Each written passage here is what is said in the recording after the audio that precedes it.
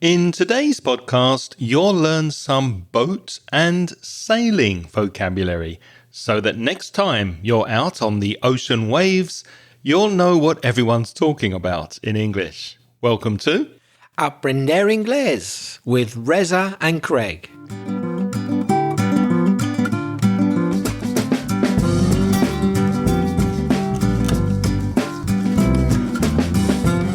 Hello and welcome, especially if you're a new listener to the podcast. And if you've come back to listen again, thank you. My name's Craig. And my name's Reza. And with more than 50 years of teaching English between us, Reza and I are going to help you improve your English and take it to the next level. Ahoy there, matey! Did you bring your shoes? Your sea legs with you? I did, me hearty. Yes, I have me shoe. Me what was it? Me sea legs. Sea legs. Your sea legs. I've got that. I've also got my wooden leg, my pirate's wooden leg. How are you, mates? Are you keeping busy at the moment? Are you busy with work?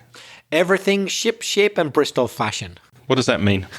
Ship shape. If something is ship shape, it's in good shape. And Bristol fashion, Bristol's a place in England which was a very, very, very famous place for boats and pirates above all. So if everything's ship shape and Bristol fashion, it's like a boat which is ready to go and being kept really well. Good. So things are going well with teaching and with your classes. Everything's ship shape. What about you?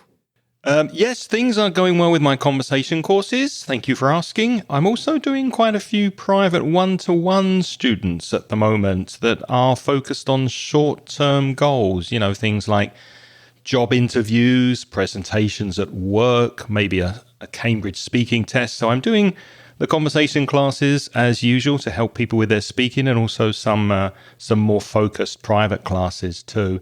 If you're interested in joining me for either of those, send me an email to Craig, Craig, at inglespodcast.com.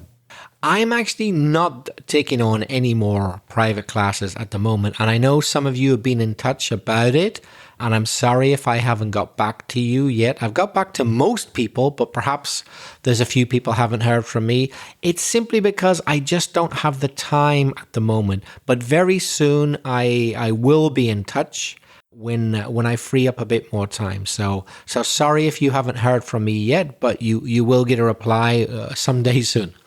So that's what's happening our end. Let's listen to see what's happening with Andres from Colombia, who gave us the suggestion for this week's podcast.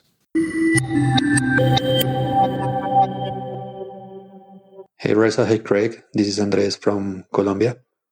I'd like to suggest a topic for a future episode.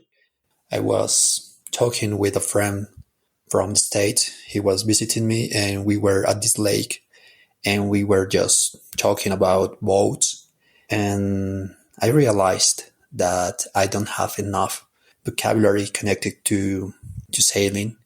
So that's my idea for you guys. Maybe talk a little bit about basic sailing terminology like boat types, parts of a boat, some navigation terms that we could use, some common maneuvers like anchoring or heeling, and maybe some phrases that we could use among crew members or on a boat. So that's my idea for a future episode, guys. I hope you are doing well, and that's it. Thank you very much. Have a nice day.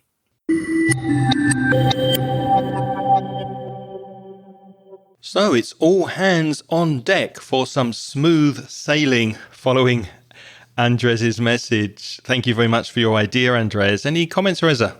Thanks for your message, Andres. And yes, what a great idea. It's something that we haven't talked about yet. We don't know much about, but as we've said before, it's never stopped us talking about something just because we don't know anything about it. And actually, we have spoken about this kind of before, but not exactly specific sailing terms as you suggest, Andres. But we did do an episode speaking about English expressions from the sea. So if you go to inglespodcast.com/150, you can listen to that. And more specifically on transport and types of boats, we spoke about different means of transport quite recently. And we spoke about anything from and everything from bicycles to high-speed trains, including boats, of course, ferries, cruise ships, rowing boats, and yachts. That was episode 527. So again, inglespodcast.com/527. And pirates and pirate vocabulary, me hearty, was in episode 419, inglespodcast.com/419. Have you ever been sailing, Reza? I have. Not very often, but once or twice. And I don't know why I don't do it more often, because it was very, very enjoyable. I really liked it. What about you? Me too. I love it. The reason I don't do it very often is because I don't really know anybody in Valencia with a boat. And we live next to the sea, so it would be nice to be able to go out on a boat more often. And my wife doesn't really have sea legs. I mentioned sea legs before. If you have sea legs, then you feel quite comfortable and quite relaxed and at home in the sea, not in the sea, but on the sea in a boat. And unfortunately, my wife doesn't really like boats, but I love them, the fast ones and the slow ones. So are you a bit of an old sea dog? I do like being in boats, I must admit, and I haven't been sailing very often, and I've never been on a proper sailing boat with sails and with the wind in the sails, and usually the boats I go in have motors, so yeah, I haven't had that experience, and I'd love to try it one day. So let's look at some expressions and vocabulary, Reza, connected to sailing. What's the first one? Well, a very important expression is to weigh anchor. Or if you're shouting it as a command, you could shout, "Anchors away." But that's not AWAY, is it? Like away from here? No, it's spelled AWEIGH, away. So that, I guess it's a preposition, a very unusual preposition used outside this context. But there's also a verb, WEIGH, take away the letter A, and to weigh anchor is when the anchor clears the seabed and a ship can set sail. So I guess it's got to do with taking the weight of an anchor. So if you put a letter T at the end, WEIGHT, the weight of something is its mass. Yeah. So to weigh anchor, I guess in the old days it was done by hand. So you felt the weight of the anchor, and that meant you were pulling it up, and you could go. So you take the anchor off the seabed and you shout, "Anchors away," and then you can set sail. So to set sail means to begin your sailing journey. And that word sail, the noun sail, S-A-I-L, is a large piece of cloth that you see on boats that are propelled or pushed forward using the wind. So the sail catches the wind and propels or moves the ship forward so that it can travel on water. It's also a verb. To sail means to travel on water. Originally, it would have been using a sail, but not necessarily in modern times. It could be on a boat with a motor. So to sail simply means to travel on water. Reza, if I said to you, "Hey, I like the cut of your jib, my friend," J-I-B, what would that mean? Well, that's a very old expression, which is still used today. You have to understand what a jib is. The original meaning of jib, and it's still used today by sailors, is a small sail in front of the main sail. So bigger sailing boats will have more than one sail, right? They got the main sail, the big one, but they'll have others. So the jib is one of the smaller ones, and importantly, it's at the front. So when people say, "I like the cut of your jib," originally they were talking about the way your nose sits on your face, because your nose is the bit at the front. Think of it as kind of like a little sail sticking out from your face. Or a big sail in my case. Or a big sail, depending on how big. If you've got a big nose like me. So somehow that expression now has become idiomatic, and it now indicates that simply you just like someone's appearance and the way they act, kind of a combination of the two. If you both like the way someone looks, the cut of their jib, like the way their nose is on their face and their face in general, but also you kind of like the way they handle themselves, like a boat, you can say, I like the cut of your jib. I like your attitude. I like the way you deal with things. Yeah. And this originally comes from sailors in the mid-18th century, because when you saw a warship, when ships used to fire cannons at each other at sea, you could identify the nationality of the ship because of the shape of the jib, that sail at the front of the mainsail, before you actually saw the national flag on the ship. So, for example, if the ship was a French ship, it would be shorter than the English ones. And when I was checking this information on the internet, I read this sentence: French jibs were cut much shorter on the luff than the English ones, giving a distinctly more acute angle in the clew. C-L-E. It's a different language, Reza. It's like another language. Luff, clue. I didn't have a clue what those words mean in the context of sailing. It's really weird. Yes, there are a lot of archaic words to do with sailing now. Words which at one time in history, as Craig has just demonstrated, clue, luff, were very important. But now people don't need to know those words, even sailors, because now sailing boats are more modern, or simply they have a motor in them, so you don't need to know. But it is weird to think that for many centuries, the only way of traveling internationally across the sea was in a sailing boat. And for many centuries, these terms were very important, and you had to know what they meant if you wanted to get from one country to another across the sea. Exactly. And as we explained in the episode on English expressions that we use every day from the sea and from sailing, episode 150, we mentioned one of the beginnings, smooth sailing, when everything is going fine and going well. Also, something that's dead in the water is a really bad idea. Or if you're 3 sheets to the wind, you're completely drunk. So we get a lot of expressions from the days of sailing around the world, including batten down the hatches. The hatch is an opening in the ship so that you can go below and get protection from the storm, for example, or you go to sleep. So if you are in a storm or in very rough weather, very windy, stormy weather, you need to batten down or close those hatches, those openings firmly.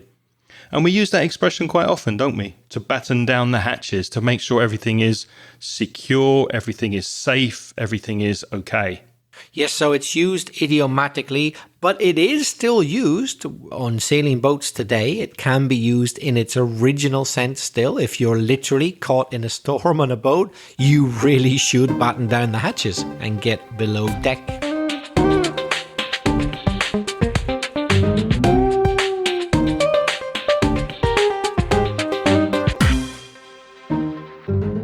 A few other important words that most people should know, even if you aren't a sailor. You need to know the word bow, B-O-W. The verb or the noun? Well, for sailing, you need to know the noun, the bow. So as far as navigation on water, sailing is concerned, the bow is the front part of the ship, and the stern, that's the rear, the back part of a ship. But let's go back to that word bow. That's interesting because B-O-W, bow, can also mean whenever you're standing and you lower your head towards the ground. It could be because you're an actor at the theater and you've just finished your performance and you bow to the audience, lower your head when they clap. Or you could be a Japanese businessman meeting another Japanese businessman and you bow as a way of saying hello. That's bow. Also, B-O-W could be pronounced bow. But then it's yet another meaning. A bow, pronounced bow, same letters, different pronunciation. That's when you tie something, for example, when you tie your laces on your shoes, you make a bow. Or maybe you're dressing a little baby girl and you put a little bow in her hair. You tie something and you tie it together, and the little shape that's left is a bow. So we're talking about bow, the front of a ship, which is the opposite of the stern, which is the back of a ship. And stern as well, S-T-E-R-N, as a noun is exactly what Reza described, the rear part of a ship, the back of the ship. But it can also be used as an adjective. If you have children who are misbehaving and you give them a stern look, you're looking at them very seriously and maybe threatening some kind of punishment if they don't behave themselves. So that Reza gave his students a stern look when they didn't do their homework. So there's another meaning of the same word, but again, here we're talking about the noun. And there's another word that's not very common, but it also is used to speak about the back of a ship, and that's aft, A-F-F, aft. Similar to the stern, but it's just saying in the general area of the back of the ship, not the specific rear or back of the ship. So it's kind of like saying go to the back of the house when you say go aft, go to the back of the ship. Of course, we need to talk about the sides of a ship as well to know where we are on the ship. And they are the starboard. That's the right side of a ship when you're facing forward. So if you imagine on the ship and you're looking at the direction of travel, you're looking forward, the right-hand side is the starboard. And the left-hand side, very confusingly, is called port because obviously, as you know, the word port has another meaning. It's a place. But when we're talking about the side of a ship, the port is the left side. And there's a word which is very common in English, which is thought to come from the idea of where you are on a ship. It's the word posh, P-O-S-H, which is a colloquial word. And it means you're, very high class or something's very luxurious or very fancy. It's posh. And there's a theory that it comes from the acronym POSH, which stands for port, the left side of a ship, port out, starboard, the right side of a ship, home. Port out, starboard, home.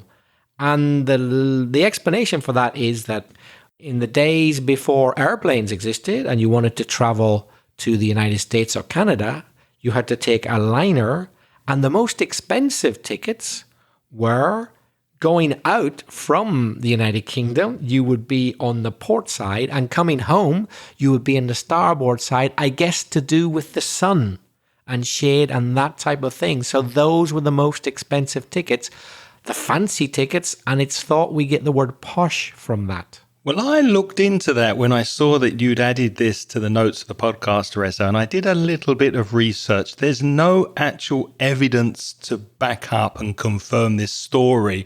And it's one of those things that people repeat and people tend to think it's true, but no one has ever found a ticket on a transatlantic or big ship on the ticket to say POSH, posh. The rumor is that it was from the ships that used to sail from Britain to India, because if you're sailing from Britain to India, on one side of the ship, you get the sun in the afternoon. To India. Okay. And then on the way back from India, you got the sun on the other side of the ship into your cabin where you slept. So the more expensive tickets were reportedly, allegedly, on the cooler side that was more comfortable for people who had more money. But it's never ever been, this acronym of posh has never ever been confirmed by anything written on any tickets or anything like that. Apparently, the word posh is from the 1900s, and it just means stylish or smart. So there's no actual proof to say that it's from the boat, but it's a nice idea. Yeah. But it hasn't been completely misproven either. No. We don't know where it comes from. If anybody has a ticket out there that says posh on it, send it to us. I think you're barking up the wrong tree. You're not going to get any written proof.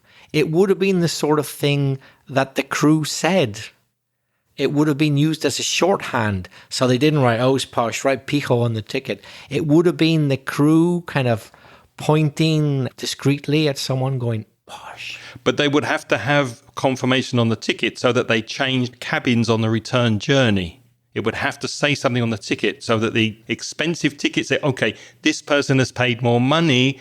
Let's change him from the port side to the starboard side so they don't get the sun. So there would have to be some confirmation in paper so that they knew to change your cabin. It's like you get first class, second class. Nobody's ever proved it, documented it like that. As far as I know. That's a fair point. Moving on, we've got the mast, M-A-S-T, which is a very tall, upright pole that sits on the ship and supports the sails of the ship. So it used to be made of wood back in the day of pirates. These days it's probably made from metal or fiberglass or something similar. Now, boom is a word you might have heard before. It could describe many sounds like a bomb exploding, boom, B-O-O-M. But if we're talking about sailing, it's a horizontal pole. So a mast is a vertical pole, but a boom is a horizontal pole, which extends from the mast outwards, and that's where the sail's attached to. So if you think of a sail as being triangular, although it might not be, but imagine it's triangular, you need the vertical bit and you need the horizontal bit, and then the piece of cloth is attached to that. The horizontal bit is the boom. So you got to be very careful of the boom when you're a sailor. The mast is not moving, that's not going anywhere. But of course, the boom moves around depending on what you do with the sail. You use it to direct the boat. So you might hear someone say, hey, watch ahead, when the boom swings. So it moves around. So the mast stays where it is, but the boom moves all over the place. Yeah, and if it's very windy, when you change direction, the boom can come around and take your head off because the wind is really strong. It pushes the boom in the other direction. It's dangerous. Now, of course, if you're in a boat, you do need to steer. You do need to direct the boat in a particular way. And that is the job of the rudder, R-U-D-D-E-R, which is a flat piece of equipment. It's usually made of wood or metal, and it's attached vertically to the stern, which is, if you remember, the rear part of the ship. And you steer the ship left and right by moving the rudder. And it's also used in other ways. You could say that if you are moving through your life without any particular direction, you could say that you're rudderless. You're just drifting. And to drift is also what a boat does if it doesn't have any power. It drifts on the water. You might know the phrasal verb to drift apart in a relationship, in a similar way that the boat drifts on the sea or on the water if it's not powered by anything, and you're drifting, no direction, you're rudderless. There's another instrument used for steering the boat, and that's usually around the middle or at the front of the boat, whereas the rudder's at the back. I'm talking about the helm, H-E-L-M. So the helm is like basically a big steering wheel. I guess it depends on the size of the boat, but they're normally pretty big. I don't know if they actually have a steering wheel still on modern boats. Would it still actually be a round thing which turns around on modern boats? I think it depends what boat it is, if it's a small boat or a bigger ship. So yeah, it depends on the size and the type of boat it is, I suppose. Okay, but certainly traditionally, when we think of steering a boat from the front rather than the back, we're talking about a helm which turns around.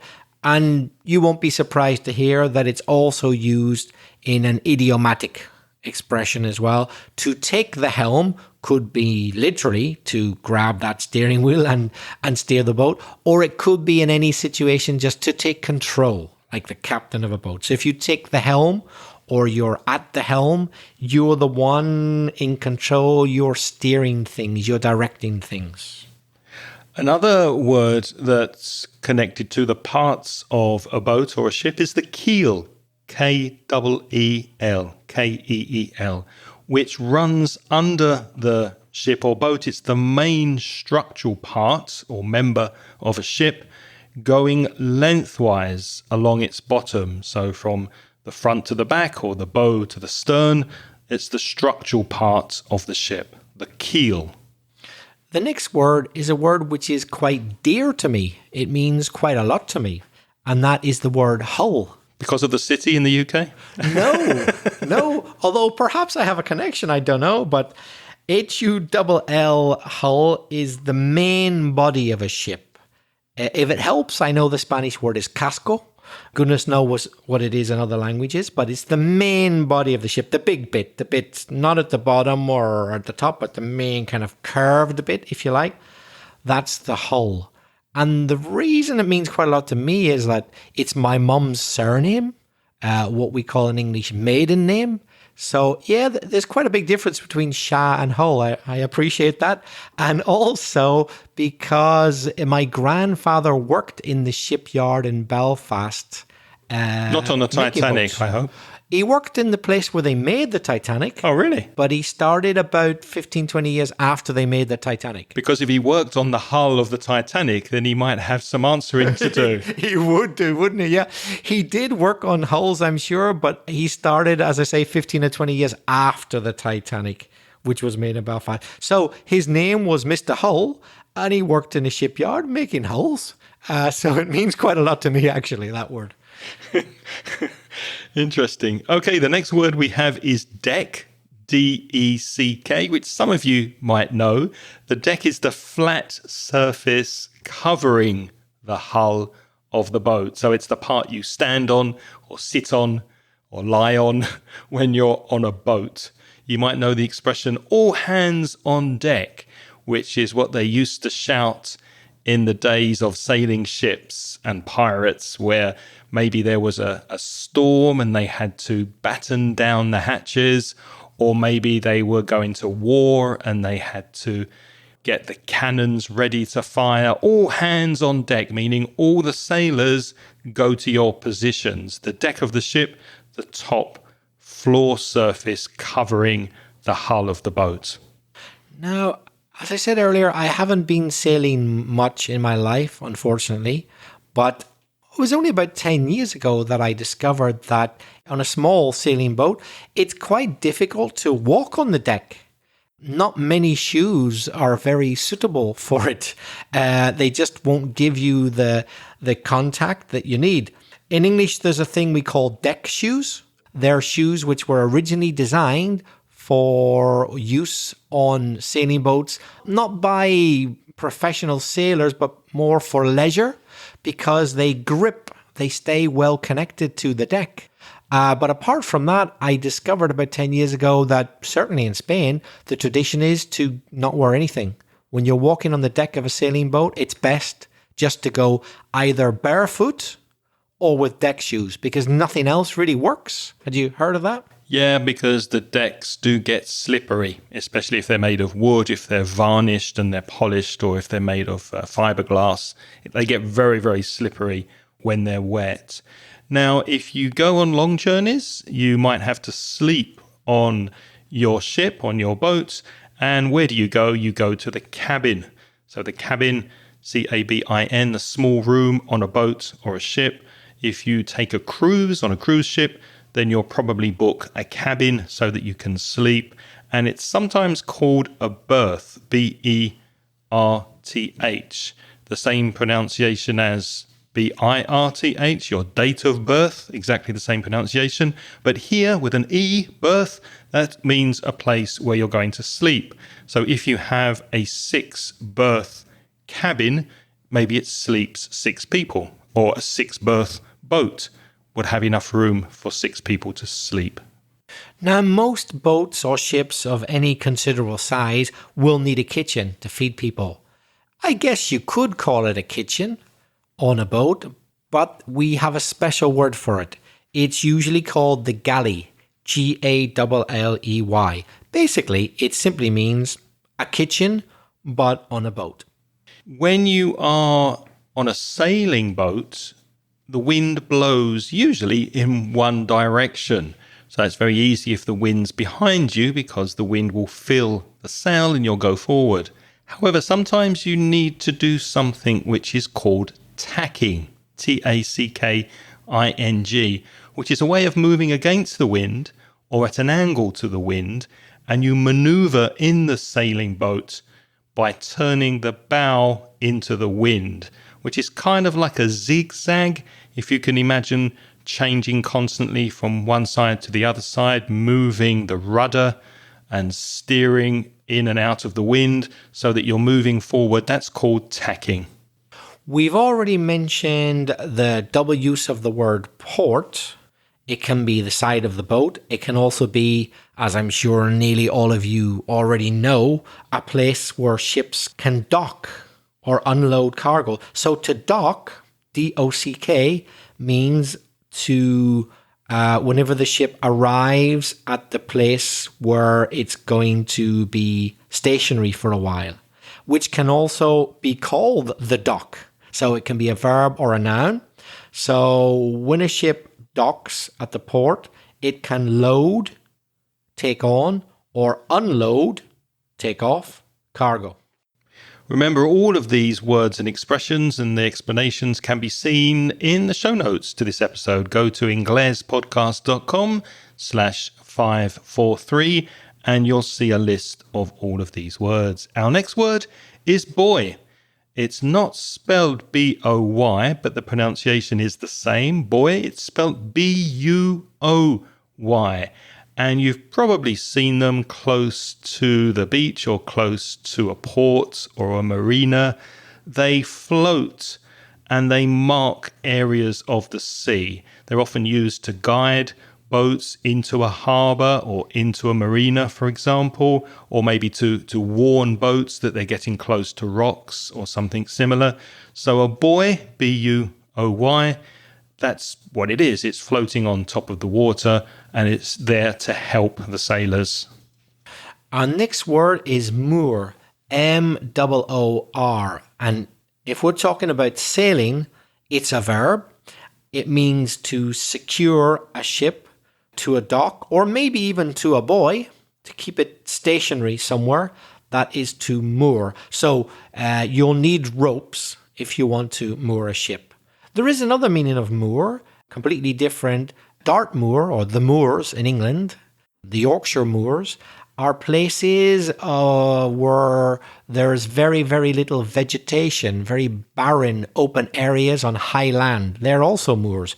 But if we're talking about ships, it's simply to secure the ship to a stationary place. Now, when we look at the speed at which boats or ships are moving, we don't use miles per hour as we do on land. We don't use kilometers per hour as we do on land. We use knots to measure speed.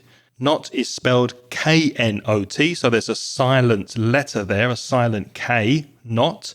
So it's a unit of speed and it's equal to 1 nautical mile per hour. What is a nautical mile? I wasn't sure, so I checked. Apparently, it's equal to 1.852 kilometers. So just remember that when you're traveling in a boat, in a ship, then you're traveling at a speed of knots.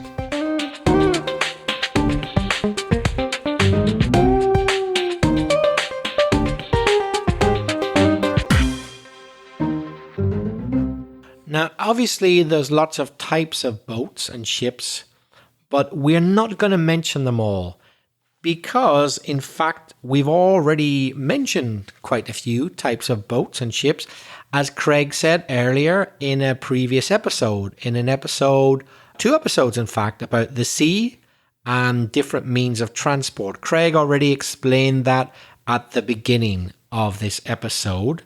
So there's a list in the show notes here as well, but you can also refer to those previous episodes to get different types of boats or ships.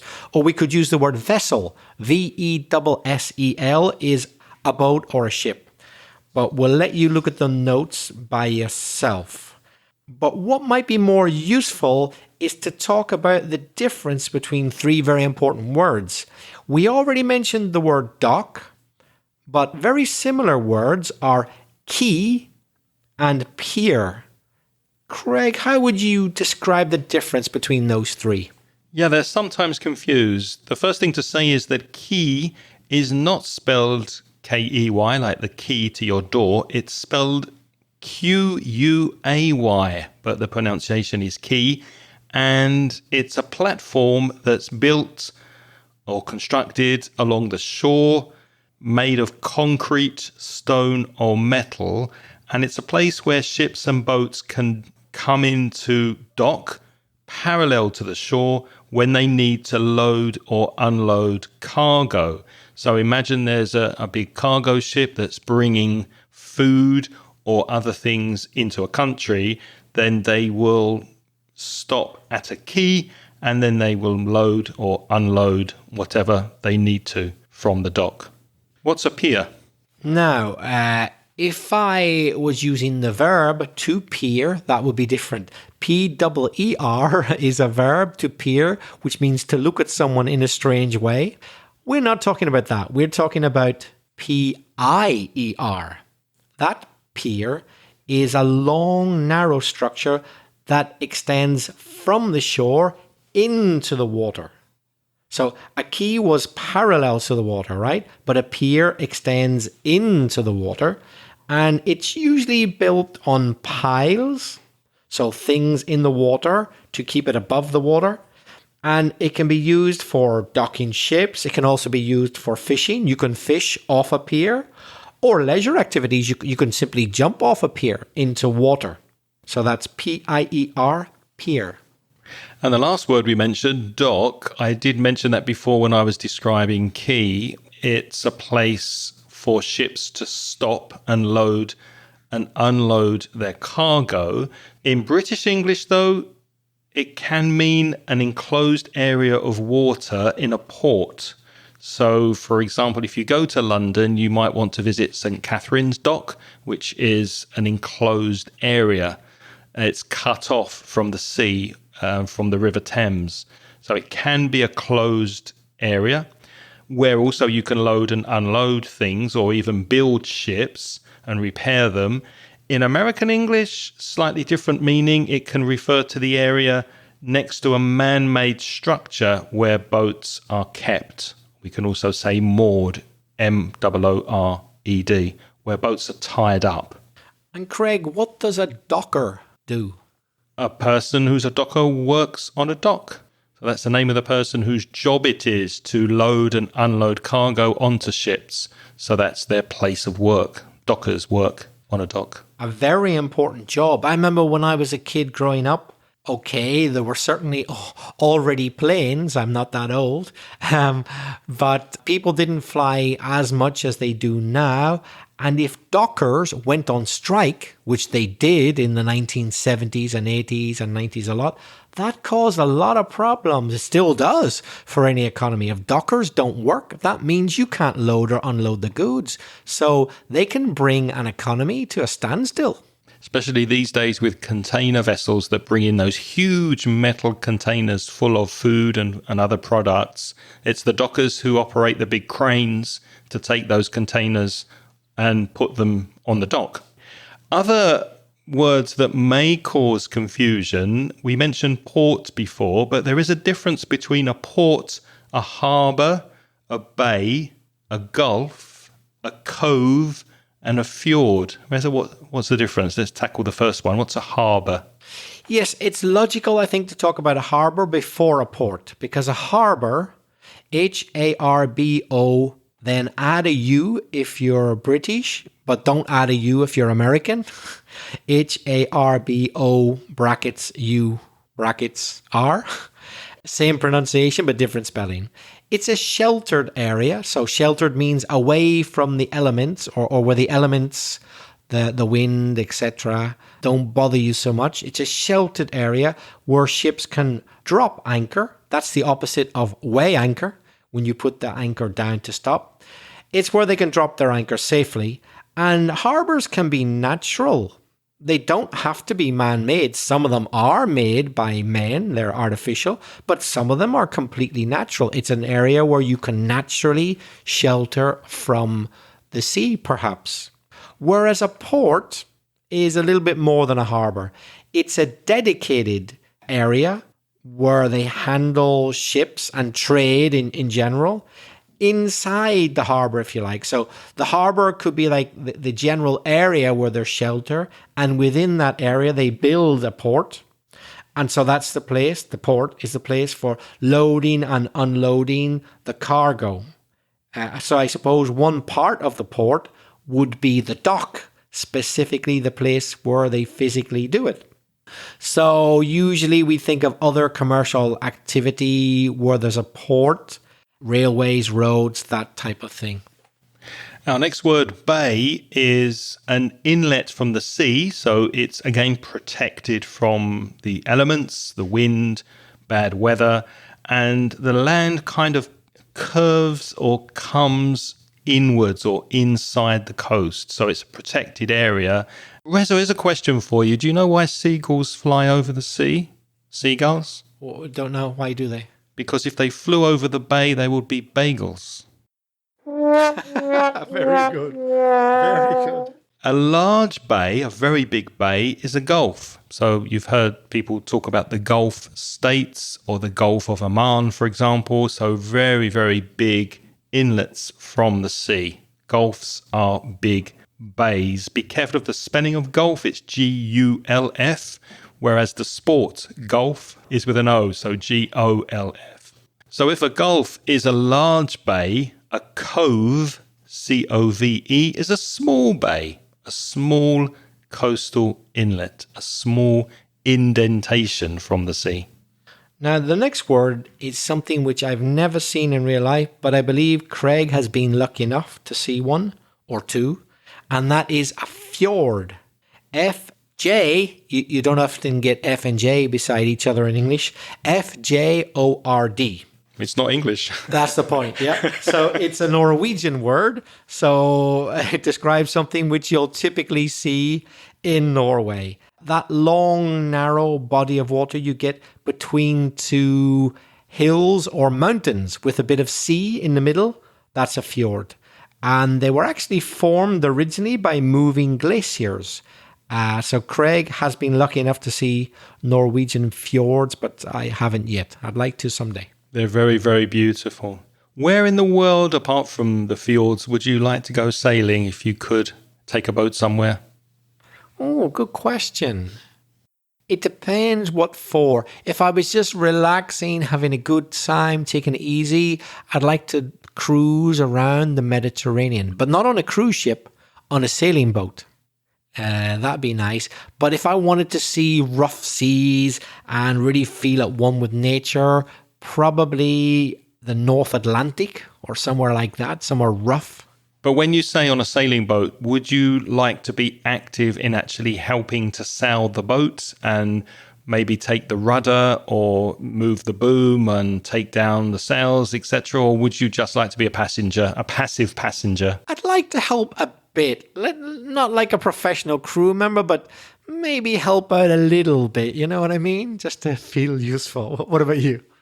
Yeah, I would like to learn how to sail in a boat. I think that would be fascinating. And as far as where, I've always fancied the French Polynesian Islands. I think that would be a beautiful, I don't know how windy it is there, but that just seems like a beautiful part of the world, French Polynesia. Do you get seasick? Not that I know of. I haven't been on many boats in my life, but I've never felt sick. I have been on one or two rough crossings. A crossing is whenever a boat sails from point A to point B. Yeah, its origin to its destination. On the Irish Sea, because that can be quite rough, the crossing between Ireland and Scotland. But I didn't feel seasick. Seal sick. You saw too many seals. I ate so many seals I vomited. When you went clubbing that night. Very good, the club seals. I didn't actually feel seasick, but it was unpleasant. I mean, we're talking about the boat moved enough for glasses to fall off the table. It was pretty rough. I didn't feel sick, but it wasn't pleasant. What about you? I have been seasick on ships and boats, but tend to be connected with hangovers if I drunk too much the night before. So I can't remember being seasick. But then I haven't been on very long sea journeys in rough seas. So let's take that into account. I haven't actually been on the open sea sailing for a long time, so it hasn't been tested yet. If you built your own boat, your own sailboat, what would you name it? I think I would call it Spirit of Coco. Ah, lovely. Oh, Coco, yeah. Yeah, he's up there looking down on your sailing. Yeah. What about you? If I built my own sailboat, what would I name it? Chocolate Fantasy. Of course, I should have guessed. Although probably I should name it after my wife, so it might be Angela's Dream or something like that. But now it's your turn to practice your English. Are you a keen sailor? Do you have a boat? Why not tell us about it? Lola, if you're listening, we'd like to hear about your boat. You can use the vocabulary in this podcast to describe your boat.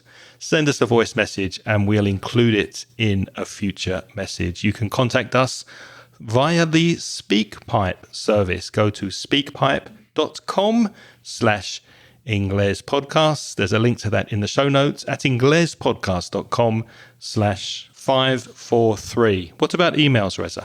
If you want to write to us, and you don't have to write about boats if you don't want to, you can write about anything you like. Write about anything that floats your boat, in fact. What does that mean? To float your boat means you like it. If something is the type of thing you like, it floats your boat.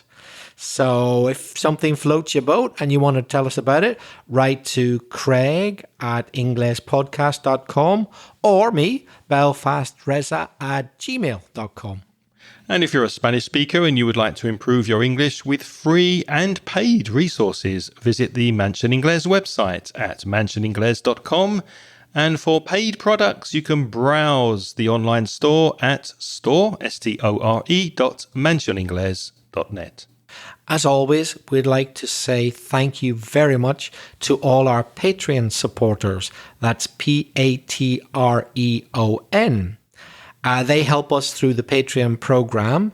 And as a way of saying thank you, we give them instant access to audio transcriptions of the podcast. And as a new recent feature, live Zoom chats so that they can practice their speaking.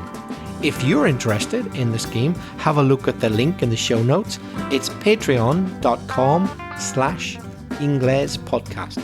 Unfortunately, we don't have time to say thank you individually to our lovely Patreon supporters, but we will mention our most recent subscribers to the Patreon program, and they are Victoria Gonzalez, Jose A. Garcia, Alicia Criado, Volmir Chiapetti, Jose A. Ortiz, and Gisela. Thank you to you and to everybody who is supporting the podcast. What's next week, Reza?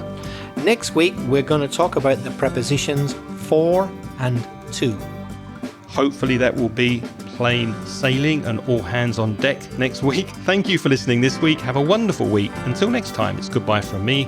And it's bye-bye from me. The music in this podcast is by Pitts. The track is called See You Later.